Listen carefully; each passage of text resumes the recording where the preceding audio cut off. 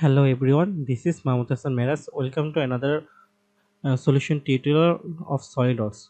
So today we're going to solve this 3D problem. Okay, in this 3D problem, here we can see this is our isometric view. Okay, in this isometric view, first of all we're going to start from the top plane. In the top plane, we'll draw a rectangle, and this rectangle has a dimension of 40 by 40 unit. Okay, after that we're going to extrude boss this rectangle, and we're going to extrude boss it to up to 40 unit. Then after drawing that, we'll draw an inclined line from this point to here, and here the distance, this distance will be 40 minus 30, so this distance is 10 unit. So after that we're going to close this line, then close this rectangular line, then we'll use the extrude cut to cut all the portion. Then we're going to draw a rectangle here, and this rectangle has a dimension of 10 unit here, and we will go 40 minus 30 unit, so also 10 unit here. Then we should cut it to through all. Then finally, if we look after here, we have another rectangle here, and this rectangle has a horizontal dimension of 10 units and vertical dimension of 10 unit plus 10 unit. So the vertical dimension is 20 unit. Then we are going to use the extrude cut portion. Okay, let's go back to our SolidWorks. So first of all, we're going to select the top plane. Now right click on it. Now sketch, then normal to it. Then we're going to select the center rectangle. Okay, so I'm drawing a center rectangle from here, and this center rectangle has a dimension of 40 by 40 unit. Okay, now press enter. Now isometric it for a better view. Now go to features. Now extrude boss. Now we're going to extrude boss it to 40 unit. So now I will dimension it to 40 unit, and we have now press enter.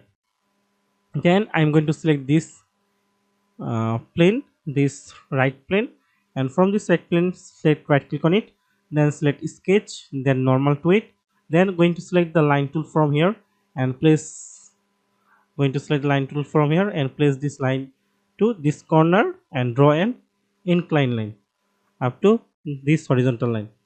After drawing this inclined line, we're going to use the dimension tool. So here we're going to select this dimension tool, and from this point to this point the distance is 10 unit.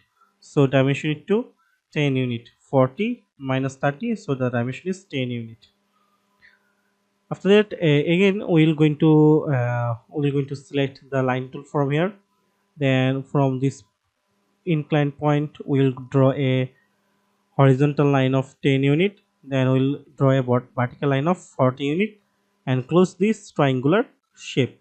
Now isometric it for a better view, so I'm going to isometric it by pressing Ctrl 7 from my keyboard.